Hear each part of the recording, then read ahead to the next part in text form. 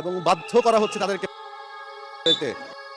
এই ক্ষেত্রে আমাদের একটাই দাবি, আমাদের সরকারিকরণ করতে হবে। আমাদের এবার সংবিধান লঙ্ঘন, পুলিশ হত্যার দায়ে ফাঁসি হবে ডক্টর ইউনূসের, এমনই আশঙ্কা জানিয়েছেন দেশের রাজনৈতিক দলগুলো। এছাড়াও কোঠা আন্দোলন নয়, সরকার পতনে ছিল মুখ্য উদ্দেশ্য, এমনই মন্তব্যের পরই পর্দা ফাঁস হলো ডক্টর ইউনূসের। সুপ্রিয় দর্শক, বিস্তারিত জানতে সম্পূর্ণ ভিডিও মনোযোগ সহকারে দেখুন। আমরা আগেই ভালো ছিলাম, যা করেছি তারেক রহমানের নির্দেশে করেছি, এক সাক্ষাৎকারে বক্তব্যটি দিয়েছেন ভিপি নূর। এছাড়া সিনিয়র আইনজীবী জেরাই খান পান্ডা জানিয়েছেন শেখ হাসিনার পক্ষে যে কোনো সময় তিনি লড়বেন, যে করেই হোক শেখ হাসিনাকে দেশে ফিরিয়ে আনবেন। প্রিয় দর্শক, বিশেষজ্ঞদের মতে খুবই দ্রুত শেখ হাসিনা দেশে ফিরবেন। রাজনৈতিক বিশেষজ্ঞদের মতামত অনুযায়ী ডিসেম্বরে ফিরছেন শেখ হাসিনা।